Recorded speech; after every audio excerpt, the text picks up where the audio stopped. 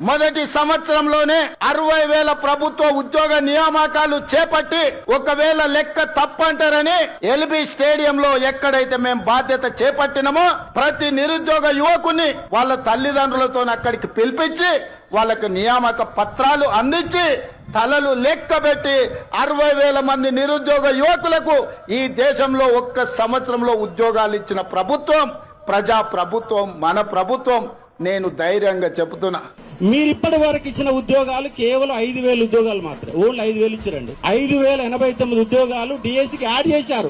అది మీరు ఇచ్చిన నోటిఫికేషన్ కాదు. యాడ్కు ఉద్యోగాలు పెంచిన వాడికి మాత్రమే మీ లెక్క. ఎందుకంటే కానిస్టేబుల్ నోటిఫికేషన్ మీరు ఇవ్వలేదు, ఎగ్జామ్ మీరు పెట్టలేదు, గ్రౌండ్ మీరు పెట్టలేదు. ఏది పెట్టకుండా ఉద్యోగాలు మీ ఎట్టయితాయి? నియామక పత్రాలు మాత్రమే చేస్తే ఉద్యోగాలు మీ అకౌంట్ లో పడతాయా? లేదు.